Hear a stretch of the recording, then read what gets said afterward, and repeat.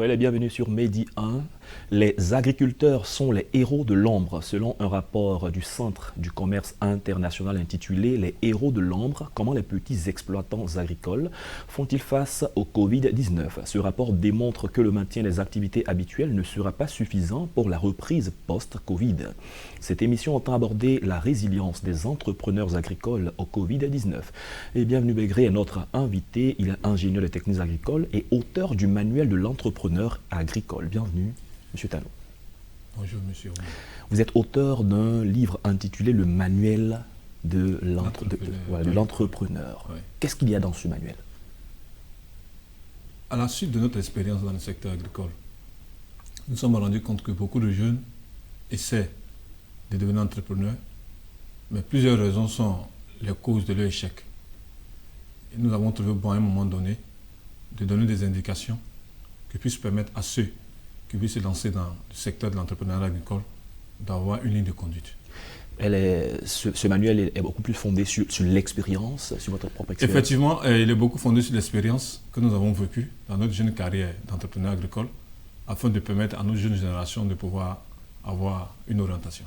D'accord. Depuis le mois de mars 2020, où les premiers cas ont été révélés ici en Côte d'Ivoire par rapport à la crise sanitaire, vous étiez à l'intérieur du pays, plus précisément à Rubino. Comment avez-vous vécu cette crise sanitaire en tant qu'entrepreneur agricole? Elle était douloureuse pour plusieurs raisons. L'incapacité de mobilité pour ne pas propager la maladie. La deuxième raison, la difficulté d'approvisionnement en intrants. Et la troisième, la difficulté d'écoulement de la production.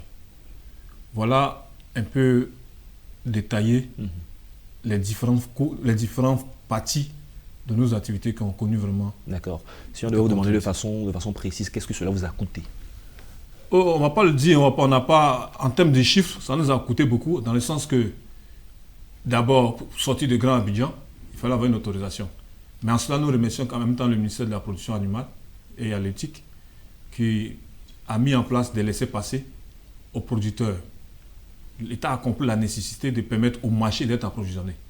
Donc, ces laissez-passer mis en place par le ministère de la Production animale et halieutique a été un élément qui nous ont permis de travailler. D'accord. Dans la politique de l'État, la politique de riposte face à cette maladie, l'État a accompagné bon nombre d'entrepreneurs. Donc, on dira également que les agriculteurs ont été pris en compte dans la politique. L'État a mis en place une politique d'accompagnement, mais toujours nous l'avons dit, cette politique d'accompagnement ne reflète pas de la cartographie économique du secteur agricole. Qu'est-ce à dire? Que comprendre par là? Lorsque dans le contenu de cet accompagnement, on vous demande d'être une entreprise constituée qui doit présenter des bilans de 3 années d'exercice. Ce qui est normal, à mon sens. Effectivement, c'est normal. Mais en même temps, il faut que l'État comprenne que le sous-secteur agricole dispose de beaucoup de petits éleveurs, de beaucoup de petits agriculteurs qui ne peuvent pas se mettre à ce niveau des besoins, des recommandations de l'État pour bénéficier d'un accompagnement. Et l'État est conscient qu'il y a beaucoup de personnes qui sont dans l'informel et qui jouent également. Oui, l'État, pour nous disons que l'État a voulu se saisir du Covid pour permettre un redressement, je peux dire, aux jeunes entreprises agricoles de se mettre à jour en termes de fiscalité, en termes de règles d'existence. Ça, c'est pas mauvais. Mais l'État devait pouvoir se trouver des moyens de pouvoir permettre aux petits entrepreneurs de pouvoir s'en sortir. Parce que lorsque nous regardons la cartographie des structures qui bénéficient de l'accompagnement de l'État, soit vous êtes dans une fêtière, soit vous êtes une association reconnue ou bien en coopérative. Mais il y a certains éleveurs, certains agriculteurs qui ne font pas partie de ces catégories-là, qui en réalité ont vécu de plein fouet les difficultés liées au Covid-19. Vous êtes aussi formateur dans le domaine agricole. Quand vous observez le vécu de cette crise par bon nombre d'agriculteurs, quel est votre avis? Qu'est-ce que vous pensez? Je le dis, le secteur agricole est le secteur qui n'a pas besoin de travail par Zoom. Nous sommes dans le toucher, nous sommes dans le vécu. Vous utilisez une exploitation qui a 20-30 personnes. Chaque matin, il faut déposer le personnel sur le lieu de production. Est-ce à dire que vous allez demander au travail de marché, trouver des moyens de déplacement individuels?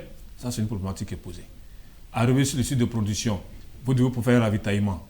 Le contact des personnes dans le secteur agricole est trop importante. Et cette situation a traîné, je peux dire, les produits périssables. En premier coup, les prix ont grimpé parce que la production ne pourra pas aller sur le marché de consommation, va permettre au prix de grimper. Ça, c'est un élément qui était réel.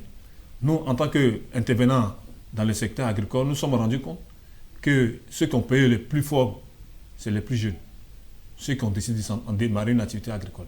Et là, c'était, on dirait, décourageant pour certains d'entre eux. C'est décourageant, mais c'est aussi en même temps les aléas de l'entrepreneuriat. C'est cela, il faut passer par là. C'est en tout cela que le caractère se forge, permet d'avoir du charisme et de continuer. D'accord, cette crise, personne ne la voyait venir. Il y a certainement des enseignements, il y a certainement des leçons à tirer. Qu'est-ce que vous tirez comme leçon de cette crise? La première leçon, il faudrait que nous apprenions à nous adapter. L'adaptabilité doit être quelque chose de fondamental dans notre manière de travailler. Aujourd'hui, travailler à partir de la maison, c'est développé, mais nous, dans le secteur agricole, c'est une approche que nous ne pouvons pas avoir.